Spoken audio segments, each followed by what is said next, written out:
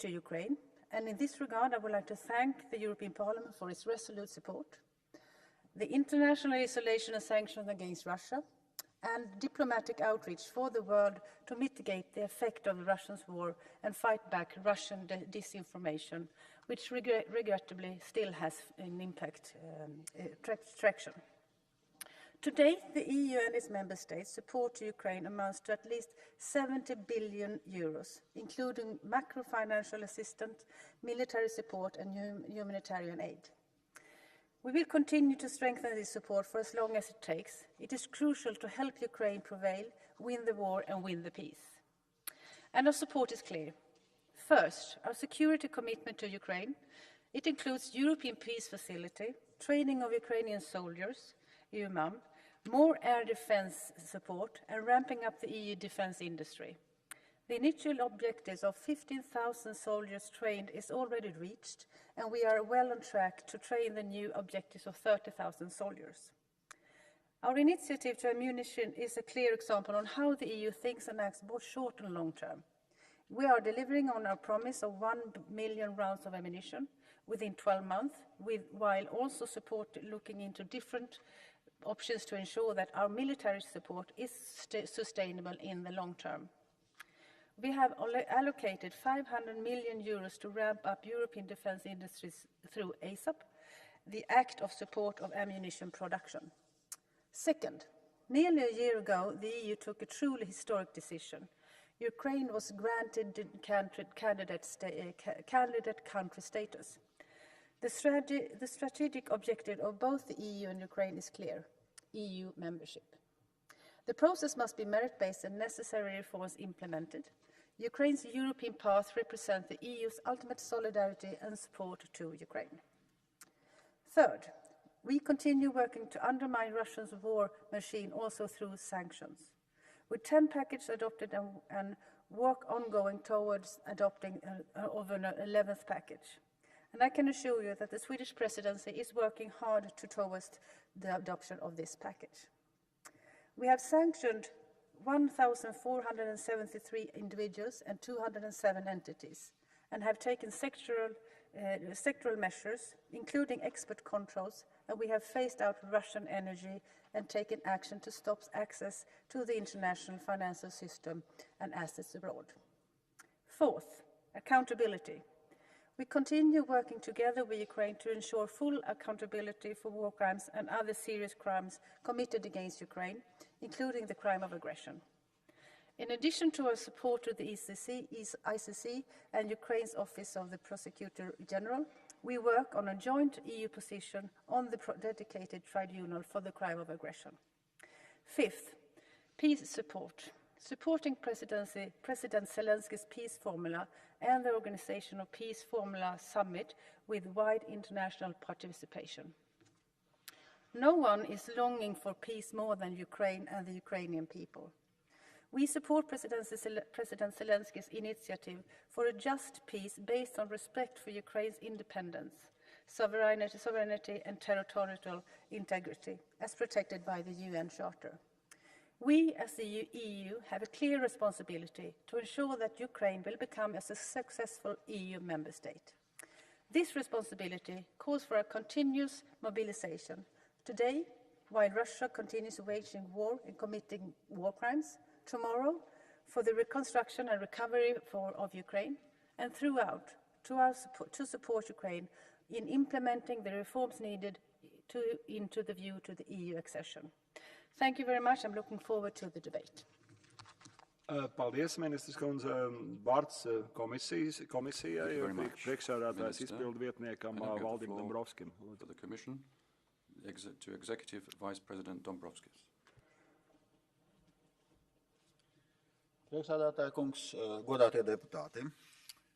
I'm here to address you today on the latest developments in Ukraine, the update on EU support after the destruction of Nova Kakhovka Dam, and our approach for Ukraine's reconstruction conference next week in London.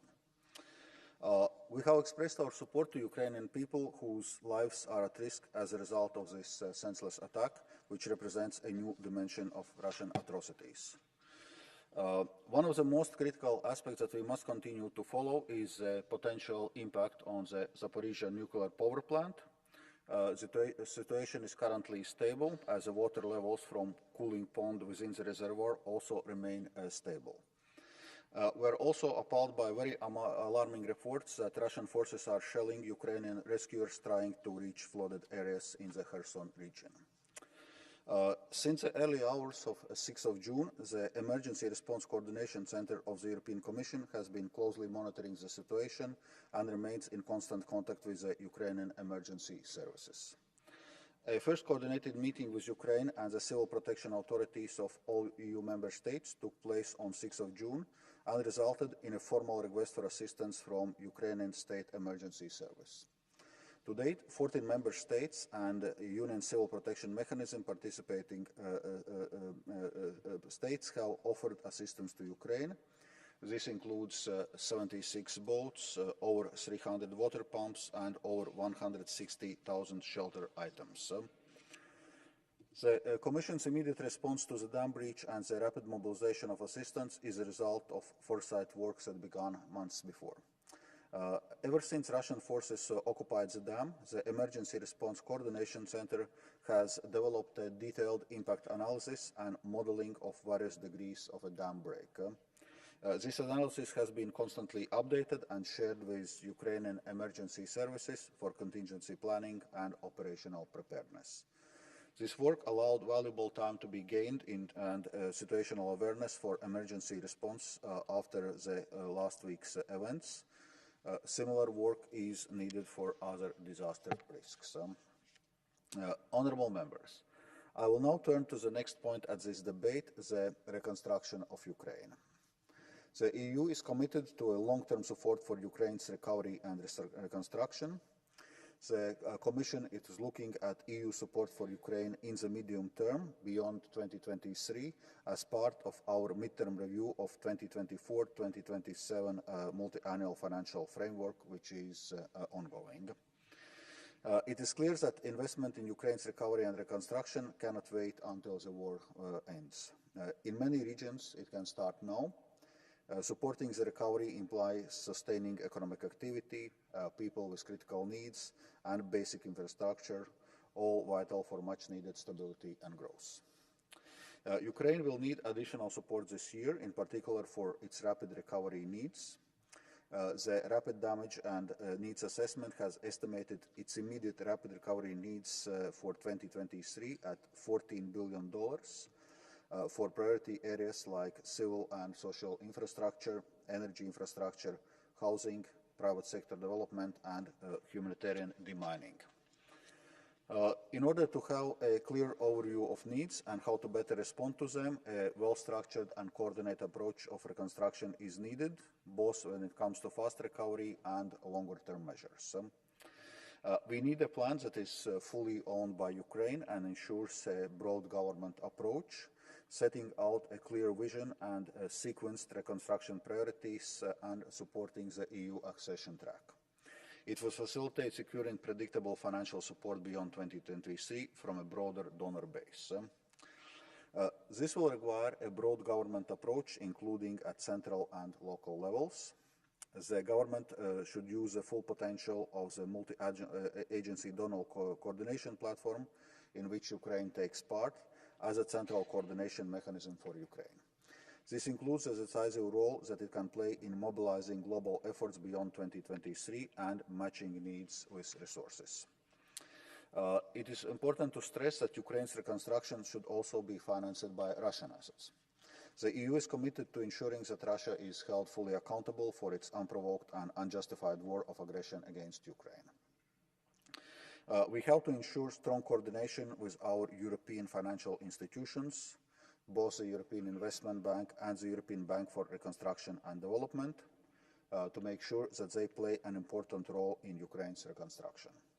This includes fast recovery as well as post-war reconstruction efforts.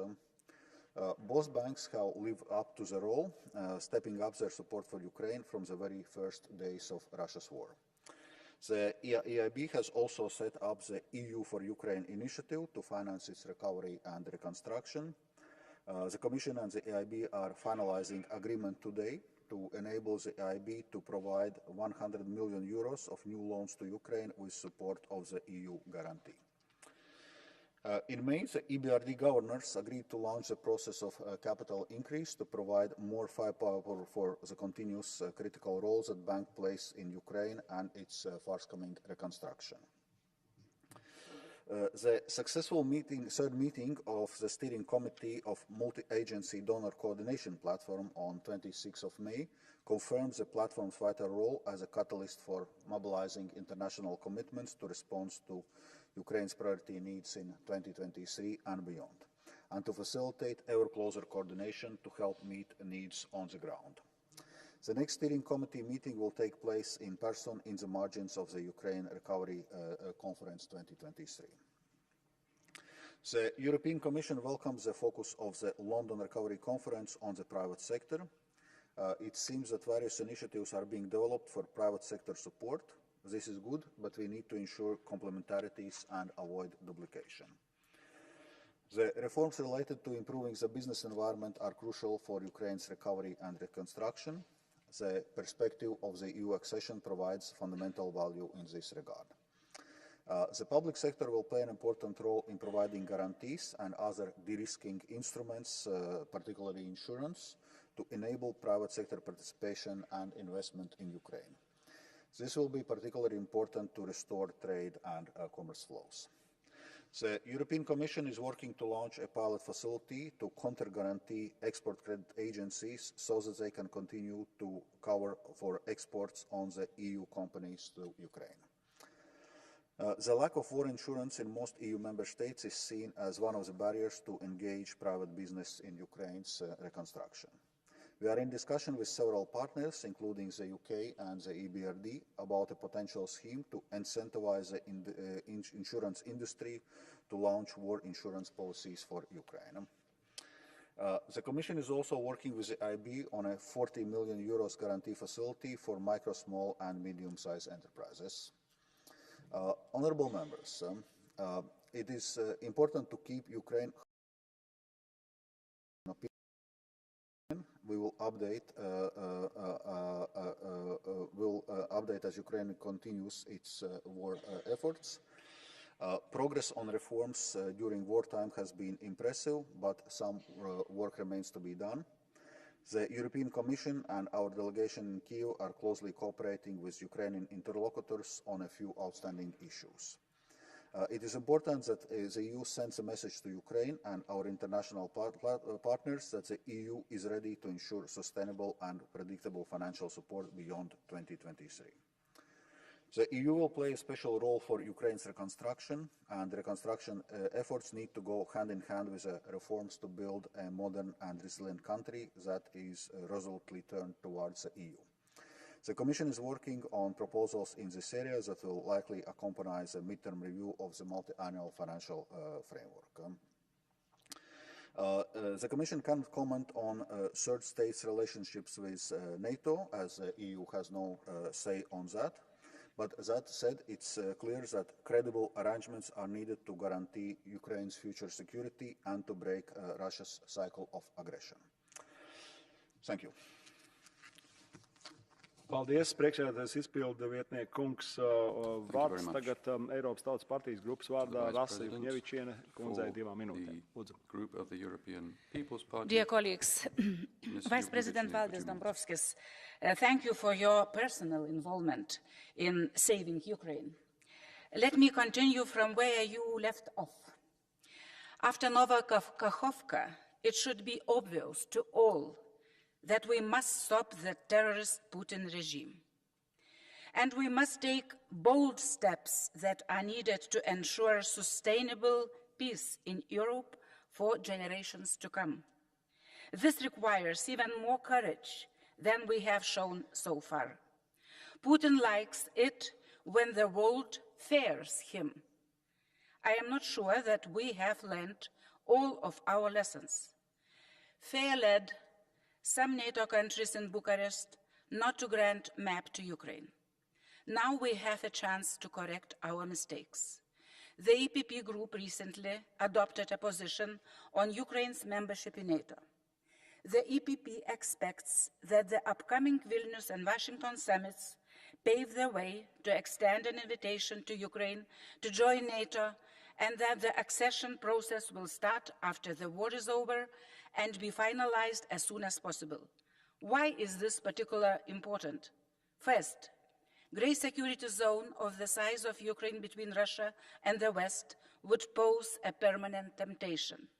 Second, Ukrainian battle-tested and Western-equipped armed forces would provide significant military added value in Europe.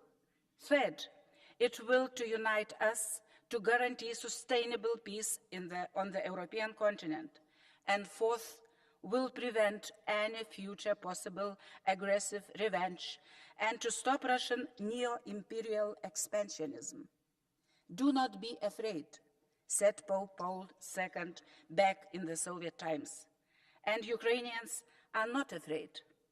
Let us not to be afraid to take bold steps today. Putin's dictatorship is not power. Freedom is power. Thank you. Paldies. Nākamam vārds SND grupas vārdā Pedru Markešu kungam vienai minūtei. SND group, Mr. Marquez, 1 minute. Thank you, President, Minister, Mr. Vice President, colleagues. The barbaric war of aggression against Ukraine continues spreading death, destruction, and suffering. A continuous series of war crimes and relentless destruction, as we've just witnessed this evening in Kyiv, now even blowing up dams, endangering the life of thousands of civilians, and even the safety of the Zaporizhzhia power plant, committing an authentic ecocide with tragic effects that will remain for many, many years. Besides the unwavering support to Ukraine in this war, the EU and the international community must also stand ready to support Ukraine in its reconstruction. Strong European support will be key for the reconstruction and a meaningful recovery process. And for that, we need to find the money. Billions of euros will be needed, and we should certainly start sooner than later by creating the legal basis, Mr. Vice President, to finally use the money confiscated from Putin and his regime for this reconstruction of Ukraine. Thank you. Paldies. Nākamā vārds Renew Europe grupas vārdā Petras Austravičus kungam vienai minūtei. For the Renew Group, Mr. Austravičus. Madam Minister, Mr. Commissioner, dear colleagues, Ukraine and its people are heroically fighting for their sovereign future. They also defend our shared values and freedoms. In resisting Russia's destructive aggression, Ukraine needs not only the help of all of us, but also our backing to become a full member of the Euro-Atlantic community, a deserving member of the European Union and NATO. Euro-Atlantic integration is not a compensation to Ukraine for the suffering it has endured and reforms it has undertaken. By helping Ukraine to achieve membership in the Euro-Atlantic community, we are strengthening ourselves, and we are reconfirming our own policy based on building alliances among like-minded democracies in general. 2023 must be a turning point because time is precious. Uncertainty and delay can become synonymous with the war crimes in Nova Kakhovka. To avoid this, Russian aggression should be deterred and defeated by our joint and coherent policies. Finally, we must allow Ukraine to make its membership contribution to the security and prosperity of the Euro-Atlantic community. Thank you. Paldies. Nākamajā vārds zaļo grupas vārdā Fon Kramon Taubādeli kundzei 2 minūtēm. Greens Group, for 2 minutes now, Ms. von Kramon-Taubel. Liebe Kolleginnen, Russland ist und bleibt ein Terrorstaat. Massenexekutionen in Butscha, Bombardierung von Geburtskliniken in Mariupol, Niederbrennen von ganzen Städten, tausendfache Kinderverschleppung. Wir erwarten von Putins Regime nichts als Grausamkeiten, aber selbst diese Erwartung übertrifft es jedes Mal. Die Sprengung des Kakhovka-Staudamms ist ein weiterer neuer Tiefpunkt des mörderischen Tyrannen. Die Ukrainer und unsere Geheimdienste haben uns allerdings davor gewarnt. Das gilt auch für die Videos, in denen russisches Militär mit der Anbringung von Sprengmaterial im Staudamm prahlte. Seit Beginn der Invasion haben die Russen allein den Damm kontrolliert. Die seismische Station hat eine Explosion im Inneren des Bauwerks festgestellt, nicht durch externe Projektile, wie russische Propagandisten behaupten. Widersprüchlich, inkompetent, feige. Kurzum, dieses Verbrechen trägt eindeutig russische Fingerabdrücke. Kakhovka ist die Fortsetzung von Russlands Ökozid in der Ukraine. Russlands imperialistischer Instinkt diktiert, dass wenn ich es nicht haben kann, sollst auch du es nicht haben. Die russischen Besatzer holzen massiv und illegal ukrainische Wälder ab, um ihren blutigen Krieg zu finanzieren. Sie haben ukrainische Industrieanlagen zerstört und damit toxische Substanzen in Boden, Wasser und Luft freigesetzt. Sie haben Phosphor und andere chemische Waffen eingesetzt und damit Flora und Fauna vernichtet. Sie haben Tausende von Quadratkilometern Land und Meer vermint. Sie haben unzählige Wild- und Nutztieren Leid und Tod zugefügt. Allein im Zoo von Kakhovka sind mehr als 200 Tiere ertrunken. Die Besatzer sind in Panik. Sie haben den Damm gesprengt, weil sie auf dem Rückzug sind. Ihr einziges Ziel ist es nun, verbrannte Erde zu hinterlassen. Das ist der Anfang vom Ende. Wenn ihre Verteidigungslinien bröckeln, wird auch Putins Regime zusammenbrechen. Russland wird für alle Verbrechen, diesen Ökozid eingeschlossen, zur Rechenschaft gezogen werden. In der Zwischenzeit wird sich auch die Ukraine nicht nur durchsetzen, sondern auch wieder aufblühen. Und das nicht nur, weil gestern die Fußballnationalmannschaft fast gegen Deutschland gewonnen hat. Die Ukraine wird sicher ein Gewinn für die EU und die NATO sein. Dieser Tag wird kommen. Vielen Dank. Paldies. Nākamajai vārds EKR grupas vārdā Anna Fotiga kundzei. Pusotrai minūtē. For the ECR group, Ms. Fotiga now. 1.5 minutes. Thank you, President, Minister, Vice President. Blowing up the Nova Kakhovka Dam was once more showing the evil face of the Russian Federation. Vice President, Minister, the long list of efforts of the EU you mentioned during your speech is commendable. Yet I have to appeal to all of us to step up our efforts, because much more is needed to assist Ukraine really decisively win this war. Blowing up Nova Kakhovka means not only suffering of people, although my heart is with them, but shows the totally new method used in warfare by Russian Federation, clearly asymmetric methods.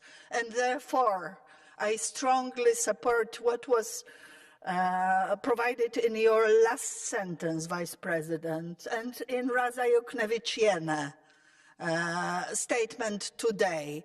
We have to respond positively to the will of Ukrainian people to join NATO and the EU as soon as possible. It is not only for their security, it is for security of all of us. Thank you. Paldies. Nākamam vārds ID grupas vārdā Jāka Madisona kungam. Lūdzu. For the ID group, Mr. Madison. Good morning, everyone. First of all, I absolutely agree with both of the speakers, with Mr. Vice President of the Commission and Mrs. Roswell, that we have to continue with the support to Ukraine. There is no doubt about that. Where I'm a bit more concerned is about, with a hope only for the sanctions. Because sanctions can be effective in the long term, but we have never won any war with Russia only with the sanctions. I just checked about the numbers. Majority of the Western companies are still doing the business as usual in Russia. Only 8% of the companies have left Russia. So the sanctions are always tricky. So it's harming the both sides, but unfortunately, it's not harming enough Russia. So there is absolutely clear logic that we need more military aid to Ukraine to win the war.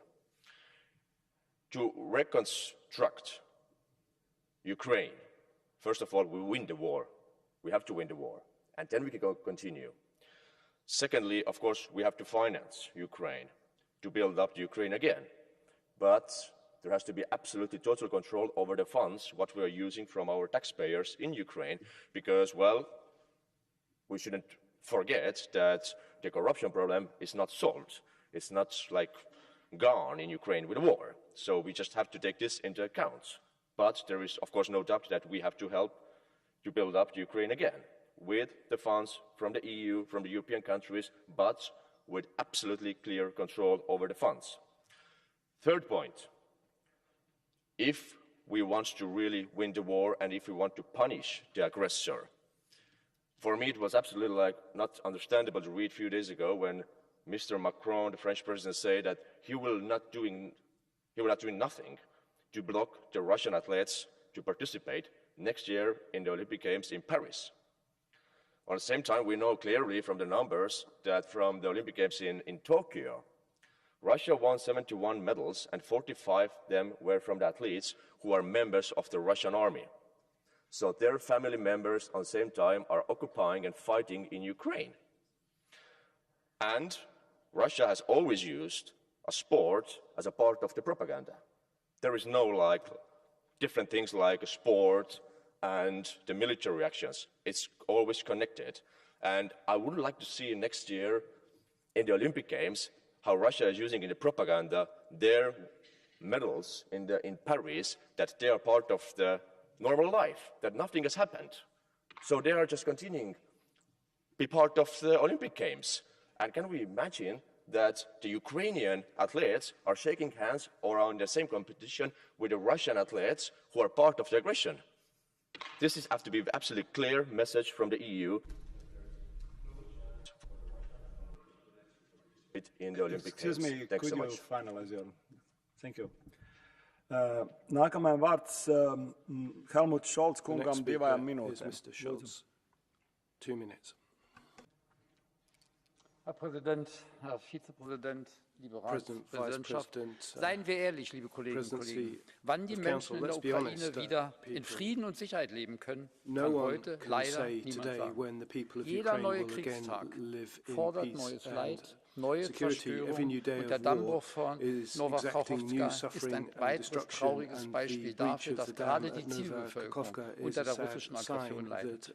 Mein Mitgefühl, unsere Solidarität mit der betroffenen Bevölkerung. Trotzdem, da stimme ich Ihnen zu, Herr Vizepräsident, ist es wichtig, sich schon jetzt mit dem Wiederaufbau der Ukraine zu befassen. Die Herausforderungen sind gigantisch. Schon jetzt wird der Wiederaufbau mehr als das Doppelte der ukrainischen Wirtschaftsleistung verschlingen. Das Land wird im Ausland um Kapital, wir haben davon gesprochen, und Investoren wie BlackRock lassen sich nicht zweimal bitten. Letzterer ist bereits von der Zelensky-Administration kostenfrei zum Träger des ukrainischen Entwicklungsfonds benannt worden. Lassen Sie es mich auch deutlich sagen, nach dem Krieg darf nicht vor dem Ausverkauf sein. Können Bäuerinnen und Bauern weiter ihr eigenes und nicht ausländischen Investoren verkauftes Land bewirtschaften? Wie tragen wir zur Entminung bei? Schafft die Ukraine den Umstieg auf sichere und umweltfreundliche Energieträger? Wird die Demokratisierung von allen Bevölkerungsgruppen des Landes getragen werden können? Sehen junge, gut ausgebildete Ukrainerinnen weiter ihre Zukunft in einem modernen, zukunftsgewandten Land, in dem nicht länger Oligarchische Strukturen und Korruption die Taschen einiger weniger im Land und außerhalb füllen, sondern die sich einbringen können? All diese Fragen werden jetzt entschieden. Die Zivilgesellschaft muss mit am Tisch sitzen, wenn über den Wiederaufbau der Ukraine entschieden wird. Die Finanzhilfen der EU und der internationalen Staatengemeinschaften dürfen kein Öl ins Feuer der Privatisierung geben. Das heißt, der erste Schritt sollte hier die Tilgung der Schulden der Ukraine bei IWF, Weltbank, internationalen Gläubigergemeinschaften und natürlich bei der EU stehen. Und auch der russische Staat muss unter transparenter internationaler Aufsicht diese nehmen wir diese Forderung ernst. Paldies. Nākamajam vārds Miroslav Radačovski kungam 1 minūte. Lūdzu. Is Mr. Radačovski, 1 minute. Dobrý deň. Good Na morning. východnom fronte The Eastern horia Front nemecké tanky. is under the Obyvatelia fire of Donecka, burning Luhanska, German obyvatelia tanks. Krymu The inhabitants of bojujú za Crimea, svoje Donetsk, historické Luhansk, územia. we fight Ale for their predovšetkým historic tam zomierajú territory. But first of tisíce all, what we see is dying thousands of Anglosaxi Slavic chystajú people. sa na dovolenky And the k moru, Anglo-Saxons, what do na they? They Sardíniu. get ready for holidays on V Sardinia, in Amerike sa other territories, other areas. In the US, they are moving new, they are shooting new movies. They are getting ready for the Oscar award ceremony. And Ukraine, it doesn't matter. They should kill each other. The dams should be blown up. And what we see is the historic dream of the Anglo-Saxons. We will defeat Russia. We will get control over Crimea and the harbors on Black Sea. And then we can be happy and satisfied. Let's stop it. I understand that we need to negotiate peace, and we have to stop this madness because of Slavic people in order to prevent a repetition of such situations in the future. I am saying this very clearly without emotions. We all know what is the reason for this war. We only don't want to admit it. Thank you for your attention. Thank you. The next speaker is Mr. Radoslav Sikorski, 1.5 minutes. Commissioner, ladies and gentlemen, thank you, Commissioner, for your presentation.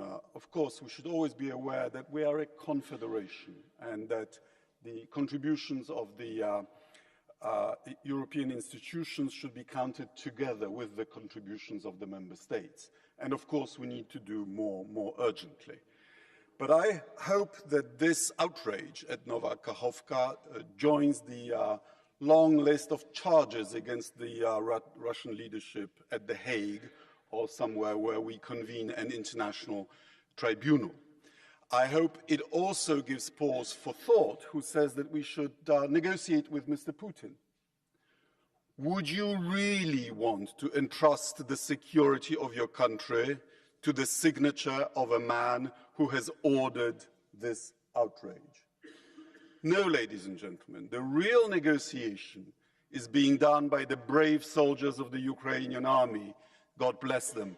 I hope they negotiate all the way to the international boundaries of the Ukraine state. Slava Ukraini! Paldies, Sikors kungam, vārds Sven Mikser kungam vienai minūtē, lūdzu. President, Commissioner, dear colleagues, let me make just 3 brief points. First, about reconstruction. It will be a long process, but it cannot wait until Ukraine has won the war. It will have to start now. Russia will eventually have to pay for all the damage they have done.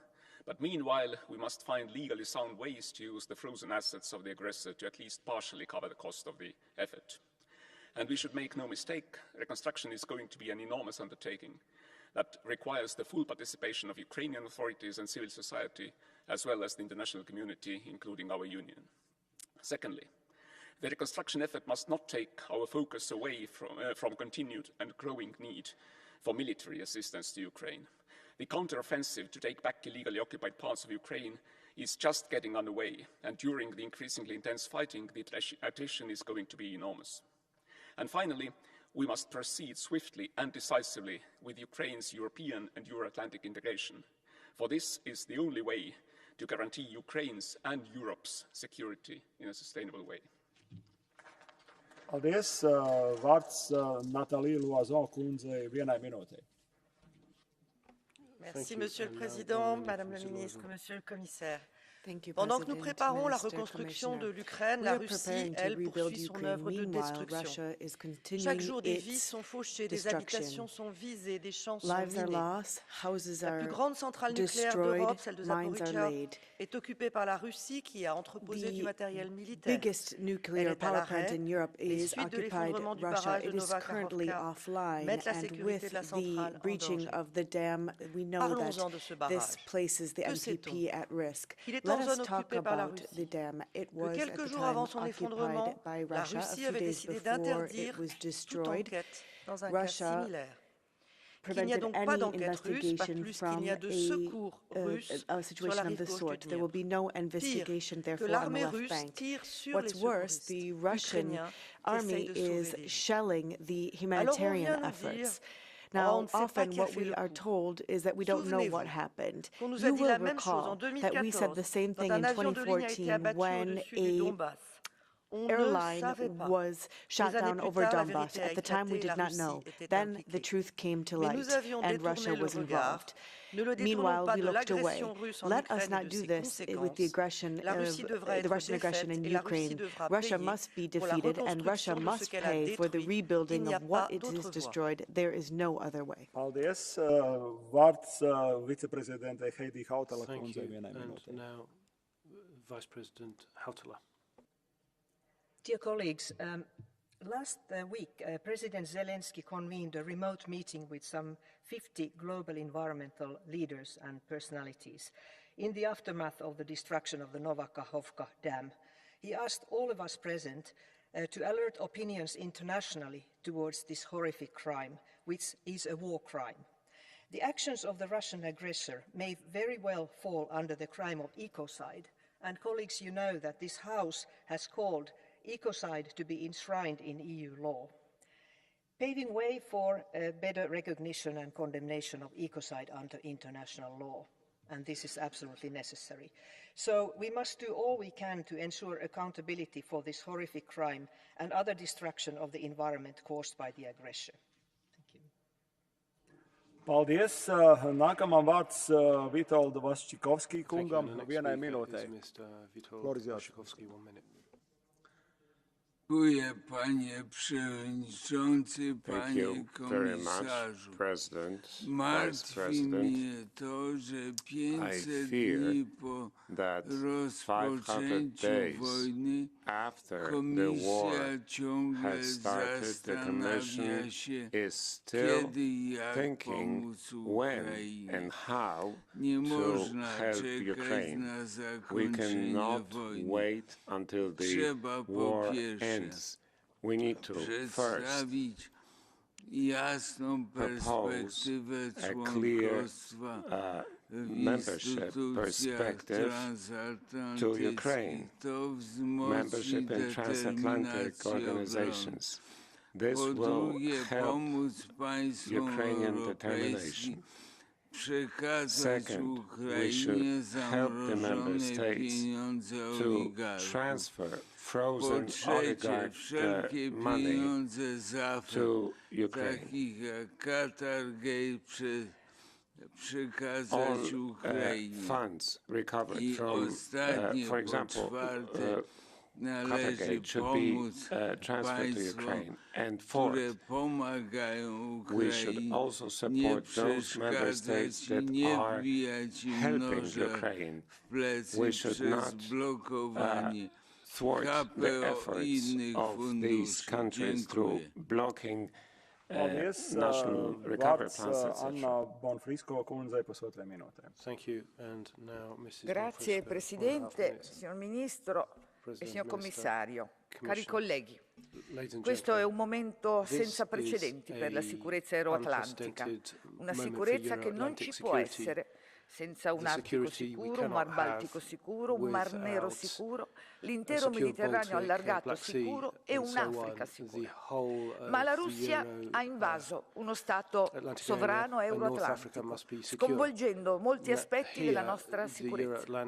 Nell'infliggere questa devastazione la Russia ha un complice compiacente e molto potente, la Cina. In questo ambiente geopolitico rimaniamo impegnati a sostenere i bisogni urgenti dell'Ucraina e aumentare le sue capacità di combattimento a lungo termine. Cari amici ucraini, non potendo vincere sul campo di battaglia, i russi hanno cercato di far morire di freddo nell'inverno la popolazione civile, di portare morte e distruzione ovunque, con piogge di missili, e ora cercano di affossarvi economicamente, danneggiando immensamente le capacità produttive agricole. Ma la vostra resilienza, il coraggio e la determinazione nel difenderci tutti, ancora una volta ci impressiona, ci commuove e ci dà il coraggio e la convinzione di stare al vostro fianco fino alla fine, per mettere fine a ogni forma di violenza e di crimini contro l'umanità. E quella diga non versa solo acqua, ma tutte le lacrime del mondo civile. Paldies. Vārds Ozlem Demirel kundzei pusotrai minūtei. Thank you. Dankeschön, Herr Präsident. Kolleginnen und Kollegen, merken Sie das eigentlich? Sie diskutieren gerade über den Wiederaufbau der Ukraine, über die euro-transatlantische Integration, während in der Ukraine ein Krieg tobt und während dieser Krieg immer brutalere Ausmaße annimmt. Und Sie diskutieren das, ohne eine einzige Initiative für ein Ende des Krieges ergriffen zu haben. Sie tun das, indem Sie beispielsweise alle Friedensinitiativen, diplomatischen Friedensinitiativen, die es gab, egal ob aus Brasilien, aus Afrika, aus China oder von Herrn Guterres, beiseite wischen. Nicht nur das, Sie befeuern diesen Krieg immer weiter mit Waffen und sagen der Bevölkerung in Europa, sie sollen den Gürtel enger schneiden. Liebe Kolleginnen und Kollegen, glauben Sie ernsthaft, Sie werden die Ukraine in die NATO aufnehmen oder in die EU aufnehmen, während dort ein ganz brutaler Krieg läuft? Sie müssen etwas unternehmen, damit dieser Krieg endet. Und ich sage Ihnen ganz deutlich, die NATO ist nicht Teil der Lösung. Sie ist Teil des Problems. Die USA erklärt bereits heute, sie werde die Ukraine nicht nur unterstützen, sondern komplett neu gestalten. Ich dachte, es ginge um Souveränität, um Selbstbestimmung. Woher nehmen Sie sich das Recht raus, die Ukraine neu gestalten zu können? Ja, Russland führt einen brutalen, völkerrechtswidrigen Angriffskrieg. Und dieser ist zu verurteilen. Aber Russland macht das, was die NATO zuvor in Jugoslawien, in Afghanistan und in anderen Ländern dieser Welt gemacht hat. Mit gleichen Lügen begann Russland einen Krieg. Und deshalb sage ich ganz deutlich, liebe Kolleginnen und Kollegen, Sie wollen, dass die Bevölkerung sich in Europa an Krieg gewöhnt. Deshalb gibt es Initiativen wie Air Defender. Die Bevölkerung wird sich nicht an diesen Krieg gewöhnen. Je länger er dauert, umso mehr wird die Ablehnung aus der Bevölkerung stärker werden.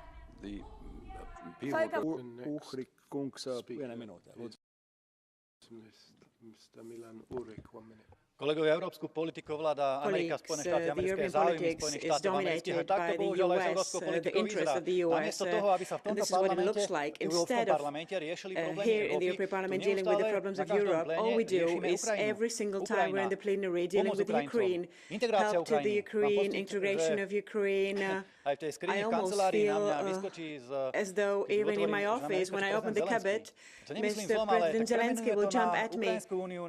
So let's just rename the whole of this, call it the Ukrainian Union. Are all your priorities dealing with Ukraine? When have you last thought about the priorities of our citizens? Immigration crisis, poverty, inflation. All you do is deal with the help to Ukraine.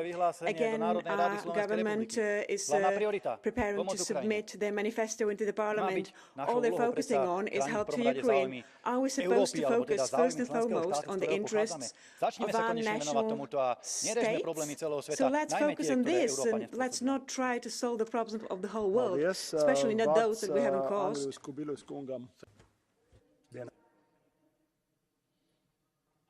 Dear colleagues, let me be blunt.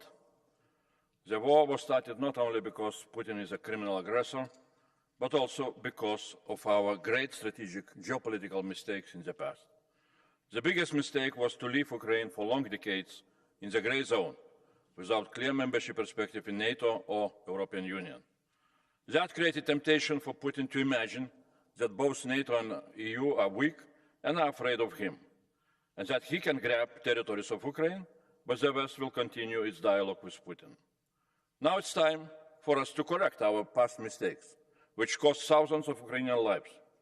Ukraine should get an invitation to join NATO during the Vilnius summit and should become a member after the war. And Ukraine needs to start EU accession negotiations at the end of this year in order to conclude them before the end of this decade. This is the only way how sustainable peace, which is needed for all of us, can be created on the European continent, because our policy removing grey zones on the European continent at the end will help Russia transformation back to normality and democracy. Thanks a lot. Paldies. Vārds Tonino Picula kungam vienai minūtei. Thank you, Mr. Hvala, gospodine predsjedavajući, poštovane kolegice i kolege. Rusija opet dokazuje da ne bira sredstva u ostvarenju ciljeva svoje agresije na Ukrajinu. A kada su ti ciljevi ugroženi, njihove zločinačke akcije imaju sve brutalnije posljedice. Rušenjem brane Nova Kakhovka, Humanitarnim, socijalnim i ekonomskim posljedicama pridružena je i ekološka katastrofa. Zato puna podrška ukrajinskim snagama u protuofenzivi koju su pokrenuli. Nadamo se dobrim vijestima s bojišta u narednim danima i tjednima. U međuvremenu je od iznimne važnosti raspravljati i poduzimati konkretne akcije za obnovu Ukrajine.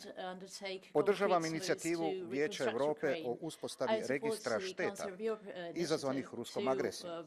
Valjda će i preostale dvije članice Europske unije priznati vrijednost te inicijative. Pridružujem se i pozivima za donošenje zakonodavnog okvira kojim bi se ruska sankcionirana imovina koristila za obnovu Ukrajine. I hrvatsko iskustvo s poslijeratnom obnovom može koristiti kao referenca sa svim uspjesima, ali i manama. Obnova Ukrajine bit će potpuno uspješna samo ako bude vođena na transparentan i socijalno uključiv način u sveobuhvatnu obnovu ključnih institucija. Hvala. Paldies. Vārds Hilde Vautmans kundzei, 1 minūte. Thank you. Dank u wel, meneer de voorzitter, meneer de commissaris. Goedemorgen allemaal, collega's.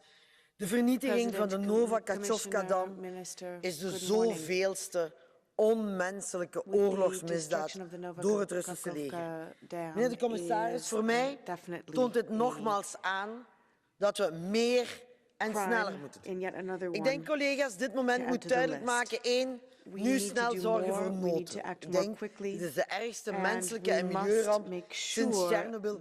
Dus zorg alsjeblieft dat die noodhulp er komt.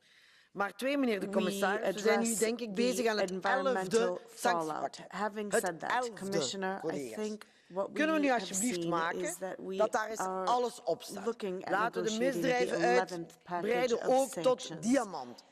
Dat zeg ik als fiere Belg, maar we willen geen bloeddiamant. Zorg eens dat die 6000 namen van Navalny daarop staan. Zorg eens dat er een Europees mechanisme is dat het omzeilen van die sancties toch al bestrijdt. En last but not least, hoe lang, collega's, hoe lang nog moeten wij wachten tot dat oorlogstribunaal wordt opgericht om deze oorlogsmisdaden te berechten. Dank u wel. Paldies. Vārds Marija kundzei, 1 minūte. Mrs. Toussaint. La pire catastrophe environnementale en Ukraine depuis Tchernobyl. C'est la façon dont le gouvernement ukrainien a qualifié l'attaque sur le barrage de Kakhovka. Et pour cause, 18 milliards de tonnes d'eau relâchées, faisant monter le niveau de la rivière de 6 mètres.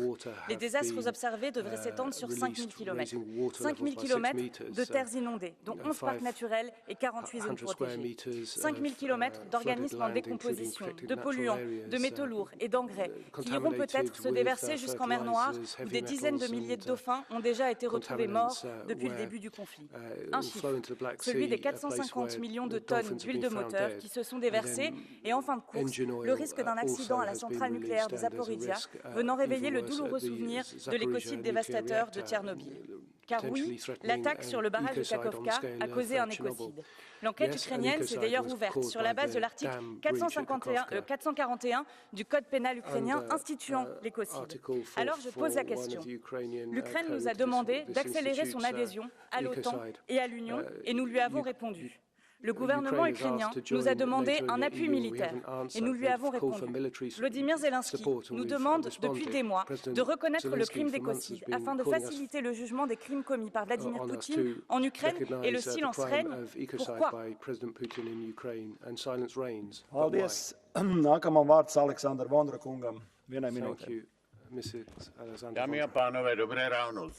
Good morning, ladies and gentlemen. We've heard it many times, but it needs to be repeated again and again. Ukraine is fighting on our behalf. And because they are fighting on our behalf in their brave fight, it is our duty to help them in this fight. We have to help Ukraine both on the military as well as on the economic, as well as on the political, as well as on the moral stage. Very important talks are very near in the Council of Europe and in NATO. Ukraine needs a perspective for the future. It needs not only weapons, that we are sending quite rightly, not just the economic support that we're providing, it needs a perspective in the sense of that it will stand with us, both in the EU as well as in NATO. Let us remember that when we meet just before the holidays. Let us support Ukraine. Thank you. Paldies. Vārds Jerī Mariani kungam vienai minūtei. Le mardi 6 juin, le barrage de Kakhovka a explosé. Le jour même, les commentateurs habituels de ce Parlement ont immédiatement accusé la Russie d'être responsable de ce drame que, bien sûr, à titre personnel, comme vous, je condamne. À croire que ce Parlement n'a finalement rien appris de son emballement après le sabotage du Nord Stream, dont certains ont accusé immédiatement la Russie. Or, que lit-on désormais dans le Washington Post, par exemple? Que la CIA aurait été informée qu'une telle opération était préparée par les forces ukrainiennes dès juin 2022 et finalement qu'ont trouvé les fameuses enquêtes que nos différents pays ont déclenchées. Qu'allons-nous faire des menaces de l'époque contre les responsables de cette attaque contre l'Union européenne? Rien du tout. Car comme le dit votre texte, vous êtes les bons soldats d'une hypothétique communauté euro-atlantique. Or, il n'y a pas de communauté euro-atlantique, ni pour les États membres de l'UE, ni pour l'Ukraine. Les États-Unis et l'OTAN tolèrent les activités dans notre Parlement tant qu'ils restent alignés sur les objectifs de Washington. Si demain Bruxelles menait une initiative de paix en Ukraine, contraire aux intérêts américains, Washington briserait cette initiative dans la minute. Oui, retrouvons les voies de notre indépendance au niveau européen, essayons de trouver une solution de paix. Paldies. Vārds Mārtonam Gyöngyösi kungam. Thank you. And now Mr. Gyöngyösi. Tisztelt képviselőtársaim! Amikor egy ország újjáépítéséről beszélünk, hajlamosak vagyunk magunk előtt házakat, utakat, hidakat, esetleg gazdasági mutatókat látni. Én azonban abban a politikában hiszek, amelynek a középpontjában az emberi méltóság áll. Biztos vagyok benne, hogy Oroszország legyőzése után Ukrajnát Európa ugyanolyan példás összefogással fogja támogatni az újjáépítésben, mint ahogy támogatta az önvédelemben a megszállókkal szemben. De fel vagyunk-e készülve arra, hogy Ukrajnában nem csak az elpusztított infrastruktúrát, elpusztított infrastruktúrát kell majd újjáépíteni, hanem szétrombolt életeket és lelkeket is. A harcterek borzalmat megélt férfiakat, megerőszakolt nőket, árván maradt gyermekeket, vagyis traumákat hordozó emberek millióit kell majd segítenünk, hogy fel tudják dolgozni azt, amin keresztül mentek, hogy aztán utána egy európai demokratikus társadalmat tudjanak felépíteni, hiszen ez az euróatlanti csatlakozásnak az egyik fontos feltétele. Ne hagyjuk magára Ukrajnát anyagilag, de ne hagyjuk magára lelkileg sem. Köszönöm szépen.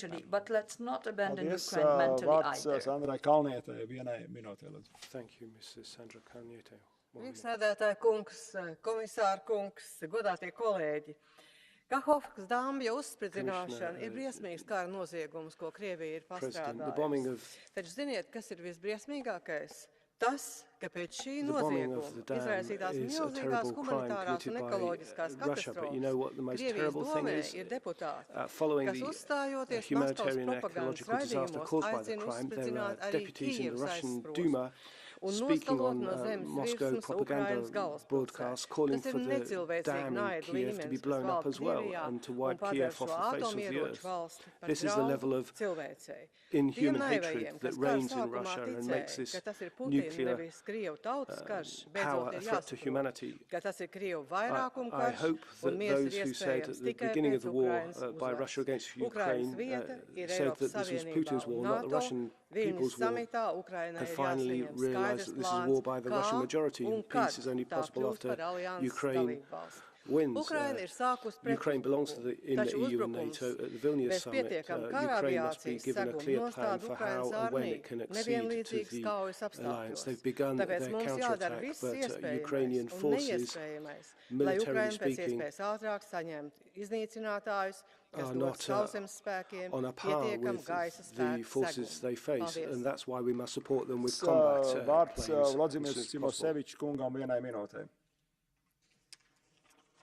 Ukraina i Ukraińcy zasługują na ogromną pomoc w odbudowie kraju. Dzisiaj bronią siebie, ale bronią także nas. Pomoc milionom poszkodowanych to także imperatyw moralny. Wreszcie, gdyby zniszczona Ukraina nie otrzymała nadzwyczajnej pomocy, stałaby się sama źródłem ogromnej destabilizacji w Europie. Najwspanialsze plany odbudowy będą nic nie warte bez pieniędzy. Na pewno sięgniemy po własne zasoby, ale to nie wystarczy. Istotną część kosztów musi pokryć Rosja. Jednak bez zasadniczej zmiany reżimu trudno sobie wyobrazić, że dobrowolnie zgodzi się dać pieniądze. Tymczasem kraje Zachodu kontrolują bardzo duże kwoty Banku Centralnego Rosji. Czytam różne ekspertyzy prawne na ten temat. Żadna z nich nie wskazuje sposobu konfiskaty. Wszystkie one popełniają błąd polegający na skupianiu się na prawie wewnętrznym naszych państw, a nie na prawie międzynarodowym. Tymczasem odpowiedź leży właśnie tam. Jest zawarta w Karcie Narodów Zjednoczonych. Bez dostrzeżenia tego będziemy bezradni.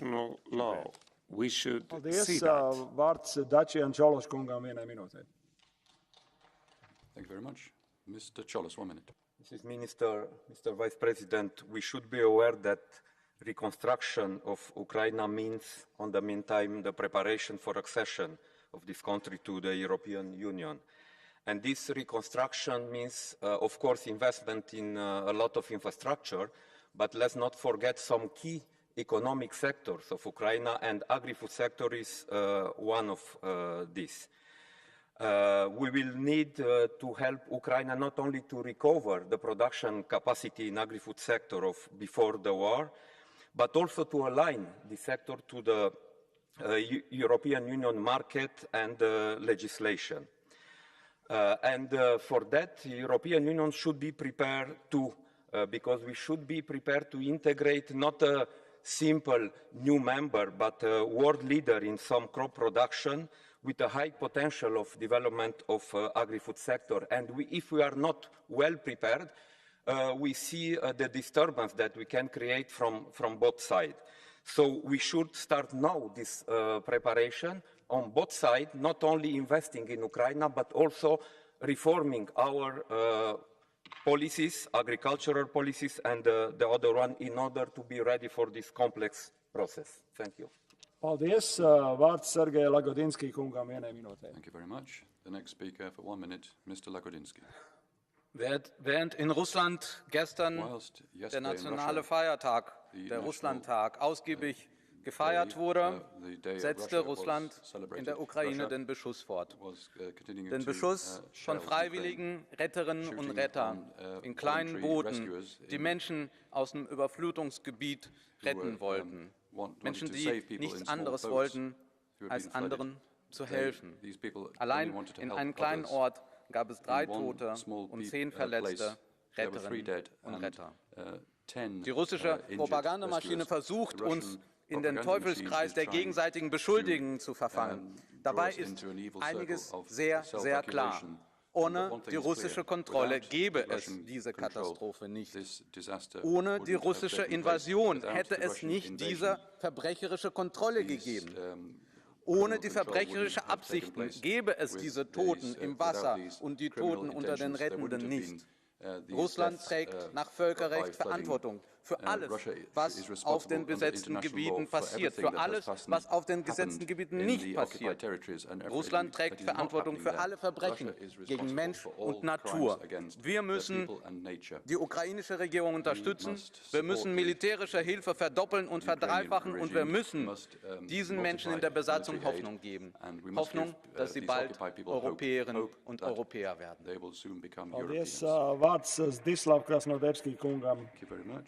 The next speaker, Mr. Krasnodebski. Dziękuję, panie przewodniczący. Thank you very much, Chair. Jeszcze Widzimy, że końca tej wojny nie widać. We see that the end of this war is nowhere in sight, but we are already thinking about helping Ukraine rebuild.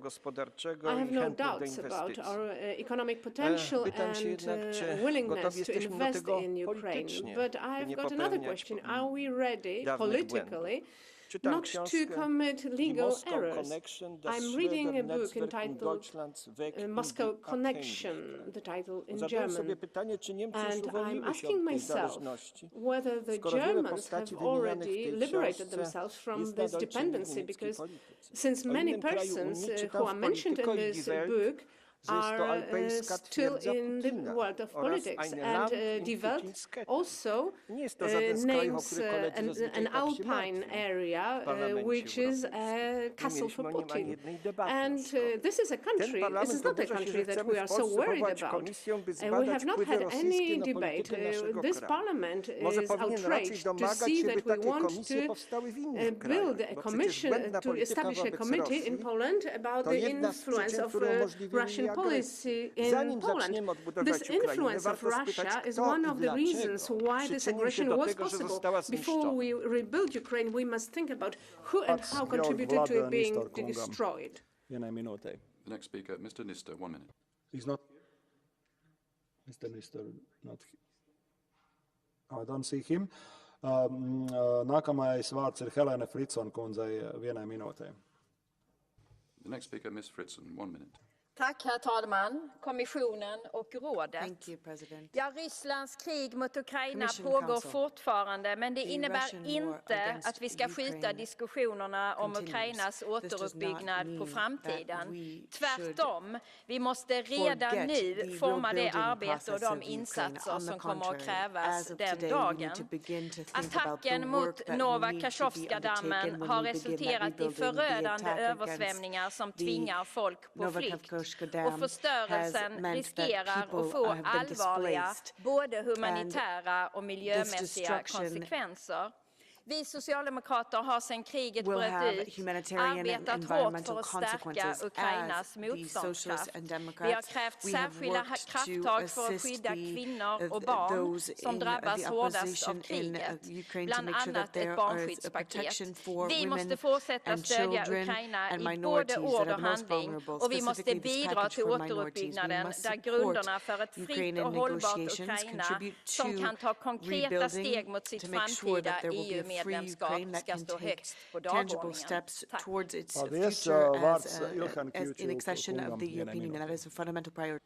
Thank you, President. Dear Commissioner, Minister, colleagues, illegal occupation, annexation, full-scale invasion, terrorist acts, and now ecocide is a small part of daily life of innocent Ukrainian citizens. The destruction of the Nova Kakhovka dam would disrupt the lives of thousands of people, leading forced displacements, loss of homes, and the breakdown of essential infrastructure. The environmental impact would be catastrophic, and we urgently need to provide International Atomic Energy Agency full access to the Zaporizhzhia nuclear plant in order to check for possible discrepancy which would have impact beyond Ukrainian borders. Russians act a red lamp for us not to stop our support to Ukraine and for their Euro-Atlantic integration. It is already clear for everyone that the brave people of Ukraine are winning this war.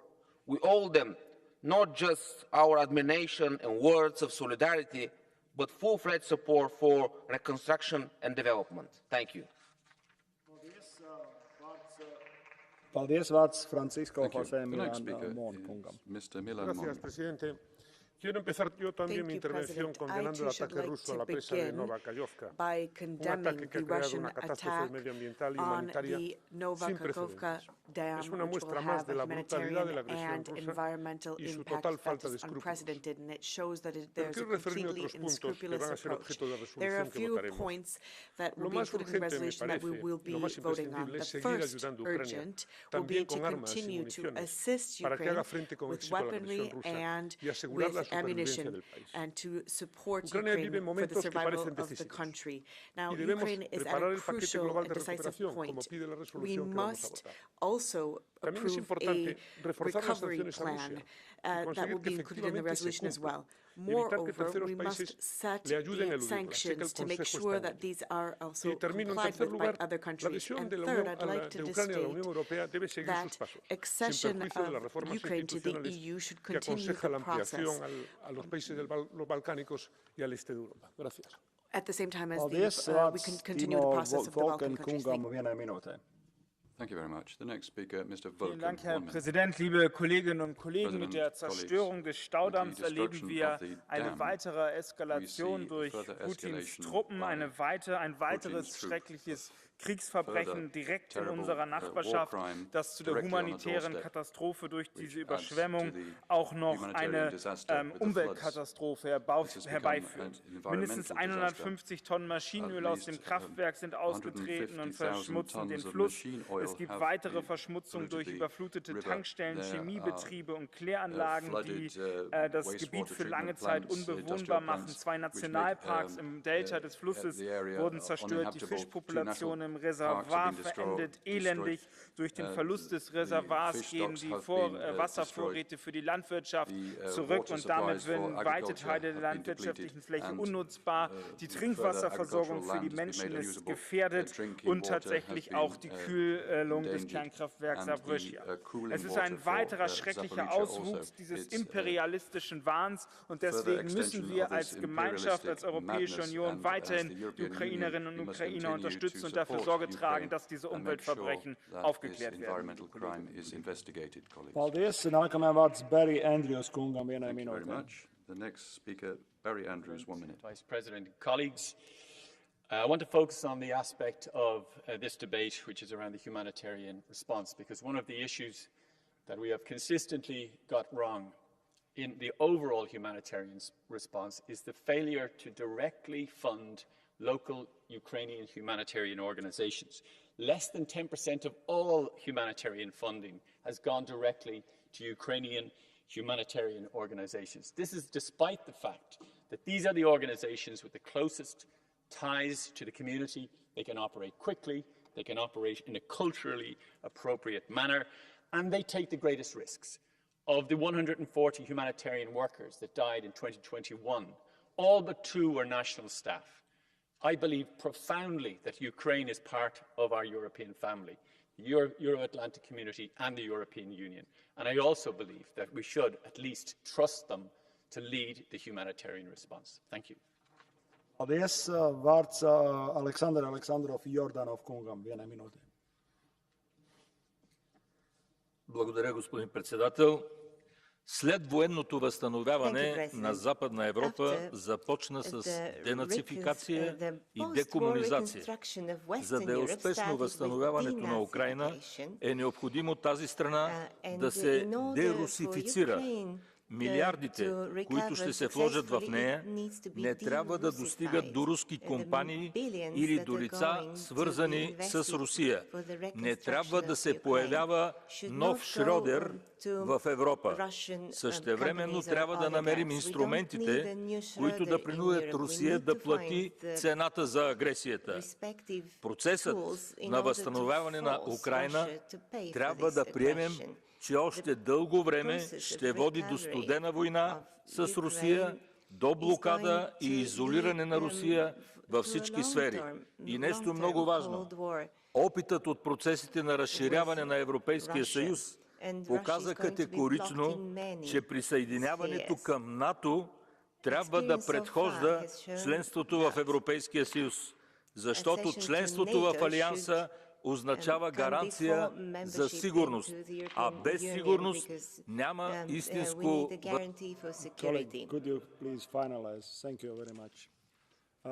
Nākamajam vārds Rafael Glucksmann kungam. The next speaker, Mr. Glucksmann. Merci, Monsieur le Président. Chers collègues, Thank you, President, colleagues. Le pari de Vladimir Poutine est que nous nous habituerons à ces crimes. Le pari de Vladimir Poutine est que nous serons trop tentés par un retour au business as usual. Alors montrons-lui. Montrons-lui qu'il ne peut pas, qu'il n'y aura pas de retour au business as usual, que les compromissions sont finies, qu'est fini aussi le sacrifice de la souveraineté des nations en échange de contrats gaziers, fini ce droit de veto accordé à Moscou sur le destin de ses voisins.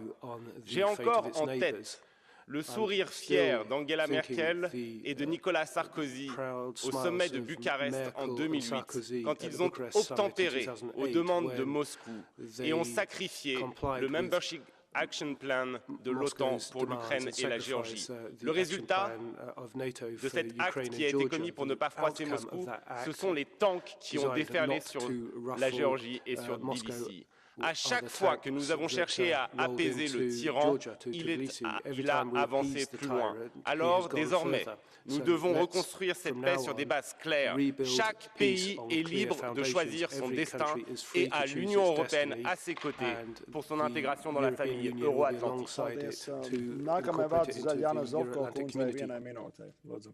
Thank you very much. Ms. Zovko, 1 minute. Thank you.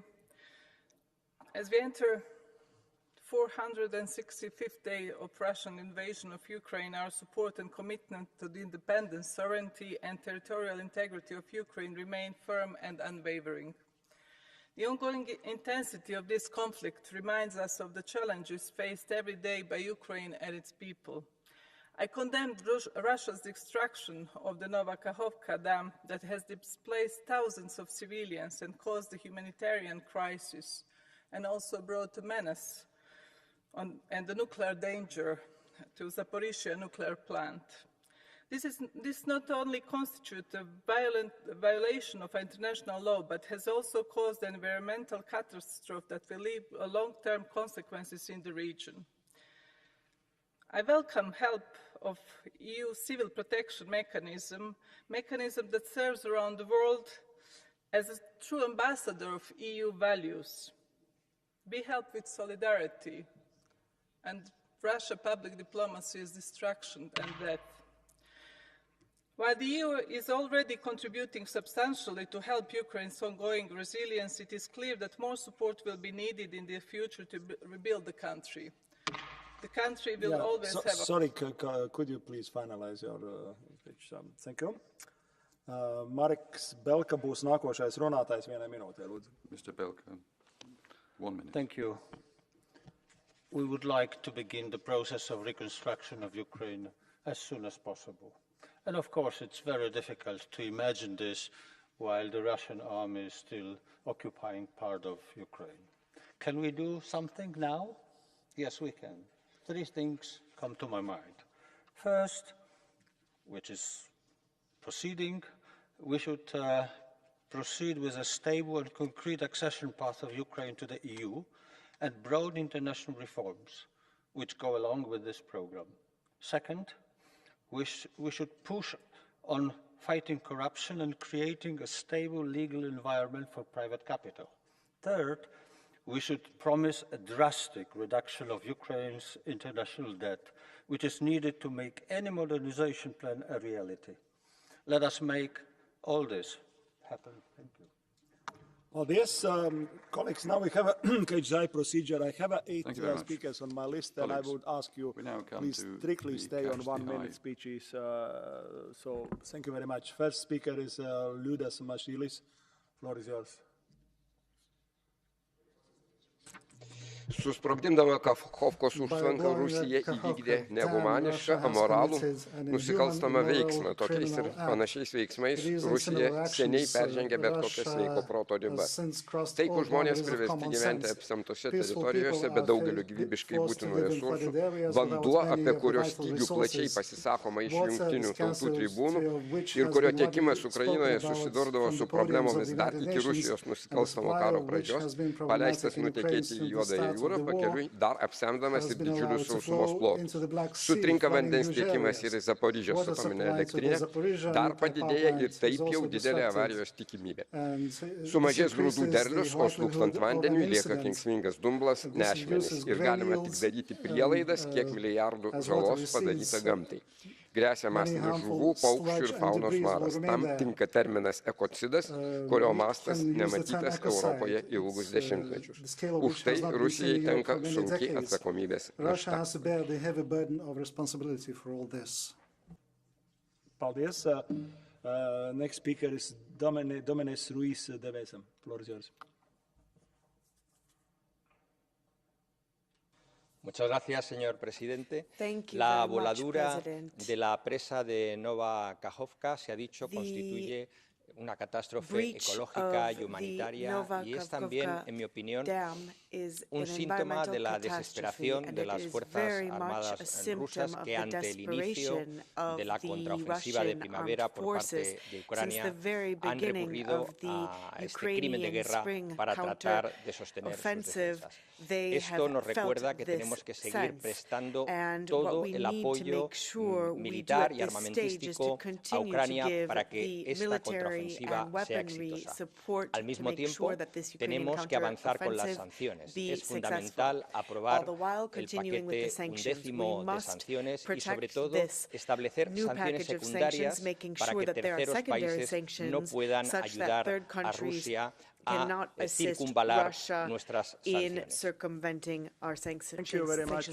Next speaker is Michal Vecik.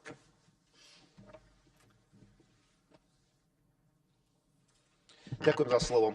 Rusko pácha na Ukrajine terorizmus a ekocíd. Ničenie prihrady Nova Kakhovka uvoľnilo masu vody, ktorá brala majetky, životy, pohlcovala ľudí z cudzela a odvádzala ich do Čierneho mora, znehodnocovala, odmínala poľnohospodársku pôdu a ničila chránené územia. Biodiverzita a životné prostredie celej oblasti je tak zásadne ohrozené. Táto katastrofa, ekocída a tisícky ďalších zločinov proti prírode by sa nestali, neby ruskej invázie a okupácie ukrajinského územia. Pevne verím, že dočkáme dňa, kedy sa za tieto činy proti ľuďom a prírode bude Putinov režim spravodlivo zodpovedať. Na nápravu environmentálnych škôd musíme zabezpečiť silný akčný plán a podporu strany Európskej únie. Obnova Ukrajiny bez obnovy úžasných reconstruction of Ukraine without the reconstruction of its environment wouldn't be possible. Thank you. Next speaker is Monica Silvana González.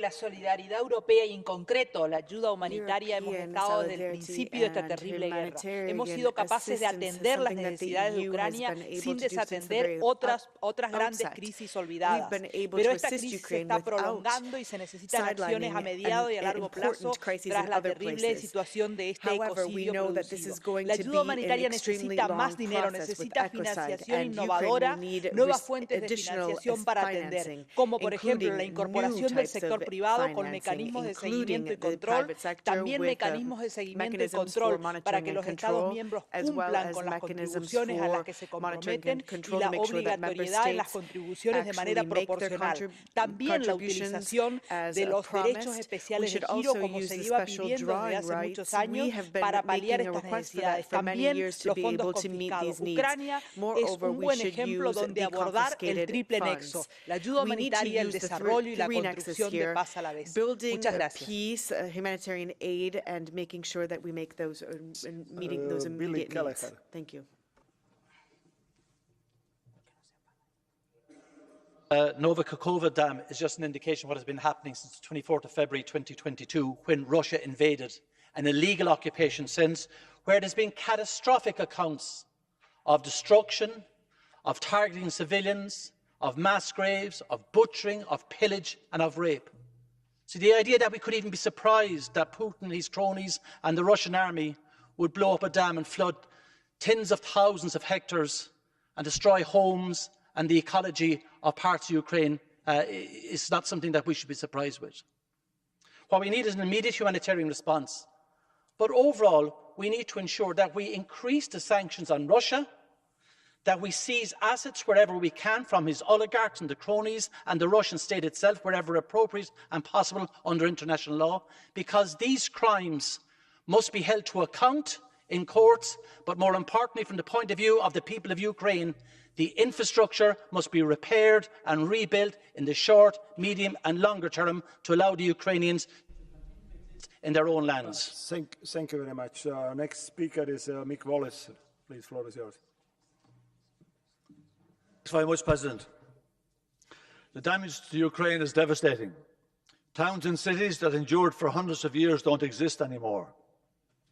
We must recognise that these towns, cities and surrounding lands were long been stolen by local oligarchs colluding with global financial capital. This theft quickened with the onset of the war in 2014. The pro-Western government opened the doors wide for massive structural adjustment and privatisation programmes spearheaded by the European Bank for Reconstruction and Development, the IMF and the World Bank. Zelensky used the current war to concentrate power and accelerate the corporate fire sale. He banned opposition parties that were resisting deeply unpopular reforms to the laws restricting the sale of land to foreign investors. Over 3 million hectares of agricultural land are now owned by companies based in Western tax havens. Ukraine's mineral deposits alone are worth over $12 trillion. Western companies are licking their lips. What are the working class people of... Next speaker is Jozas Olekas. The floor is yours. Ačiū, gerbiamas pirmininkė, gerbiamas komisijos nariai, mėly kolegos. Kiekvieną kartą svarstydami Ukrainos ateitį, mes turime suprasti, kad svarstome Europos ateitį, nes be stabilios ilgalaikės taikos Ukrainoje nebus stabilios ir ilgalaikės taikos Europoje. Kiekviena uždelsta diena mums vėl suteikia naujų faktų apie brutalią Rusijos agresiją Ukrainoje. Jeigu mes anksčiau matėme tik tai panaudojamą karinę ginkluotę, tai dabar matome tokius teroristinius aktus kaip užtvankų sprogdinimas ir didelių teritorijų užtvindymas. Todėl mes turime remti Ukrainą ne tik ginkluotę, remti finansiškai, bet taip pat nubausti agresorių ir sudaryti labai aiškę perspektyvą Ukrainos narystės Europos Sąjungoje ir NATO. Manau, kad šį rudenį mes turime pradėti darybas dėl Ukrainos narystės Europos Sąjungoje ir pakvietimą suteikti dėl jos perspektyvos NATO. Taip pat turime sustiprinti... Thank you very much. The next speaker, Georgios Kirtsas. Floor is yours. Ευχαριστώ, Πρόεδρε. Η ευρωπαϊκή βοήθεια στην Ουκρανία πρέπει να είναι άμεση, τεράστια και με προοπτική. Έχουμε αποφασίσει πολλά και καλά, πρέπει να γίνουμε πιο γρήγοροι και συνεπείς. Ενισχύοντας την ανοικοδόμηση της Ουκρανίας, στέλνουμε 3 μηνύματα. Τα εκατομμύρια των Ουκρανών που εγκατέλειψαν την πατρίδα τους σε αναζήτηση ασφάλειας θα μπορέσουν να επιστρέψουν πιο γρήγορα. Σε μια χώρα που απέκτησε μέσα σε ένα χρόνο 7 εκατομμύρια επιπλέον φτωχούς λόγω της ρωσικής εισβολής, στεκόμαστε στο πλευρό αυτό που έχουν ανάγκη. Τέλος, θα υποστηρίξουμε την Ουκρανία μέχρι να δικαιωθεί ο αγώνας της. Ο Πούτιν σέβεται μόνο τη δύναμη, γι' αυτό πρέπει η Ευρωπαϊκή Ένωση να κάνει στο συγκεκριμένο θέμα επίδειξη οικονομικής ισχύως. Ευχαριστώ. Thank you very much, colleagues. We are closing KHDI procedure, and I would like to give a floor for the Commission to Executive Vice President Dombrovskis.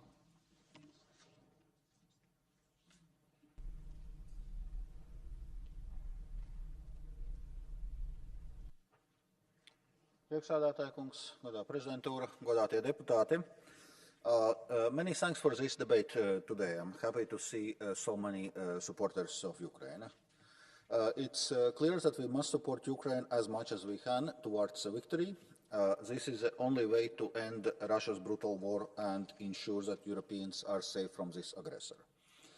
The EU supports Ukraine's peace formula for a comprehensive, just and lasting peace in Ukraine that respects Ukraine's independence, sovereignty and territorial integrity within its internationally recognized borders.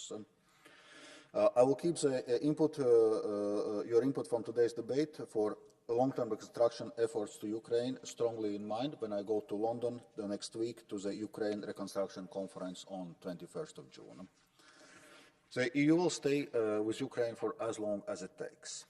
This also means significant financial, trade and humanitarian support. The main political support for Ukraine is that the EU has already granted the candidate country status for Ukraine. I would be happy to see next steps made in this direction in the autumn. Ukraine belongs to the EU.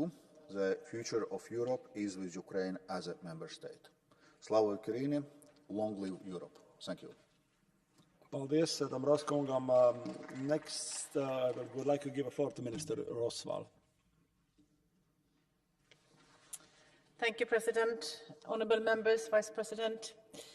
Let me again thank you for keeping support to Ukraine on top of your agenda.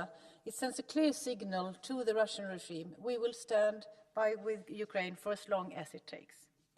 The EU will support Ukraine today in their defense and tomorrow in the rebuilding and reconstruction. The latter will be a monumental task and require a joint effort with partners, including civil society and the private sector. I also reassure you that we are working with the Ukrainian authorities to provide immediate relief, also through our Union Civil Protection Mechanism, on which EU member states responded immediately to Ukrainian needs and are sending in-kind support. The Union has remained united, which is clearly stated during this debate. We have delivered support to Ukraine to a level that many would have thought impossible 1 year ago. Sanctions, military support through the European Peace Facility, temporary protection for Ukrainian refugees, unprecedented financial and legal support, and humanitarian aid. All this has been possible because we displayed extraordinary unity. Our unity will continue to help us in working closely with Ukraine and supporting their efforts to fully meet the conditions for Euro-Atlantic integration. Our objective is for Russia and its proxies to end the aggression and withdraw the troops from the entire territory of Ukraine. For Ukraine to be allowed to flourish as a vibrant, secure European democracy. This is what Ukraine wants and what Putin fears the most. Against this backdrop, let me conclude by saluting Ukraine for the impressive reform progress undertaking to this end, despite Russian war. And thank you for your attention and for the debate. As the Vice President said, this debate shows the strong support that we have, all of us, to Ukraine. Thank you very much. Thank you very much, Minister.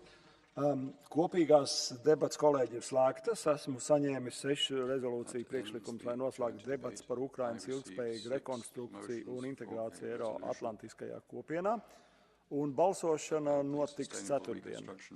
Sēde uz dažām minūtēm ir pārtraukta. Atsāksies būtiski pēc dažām minūtēm ar debatēm par tematu Šī ir Eiropa ar Kipras prezidentu Nikos Christodoulides kungu. Paldies, kolēģi.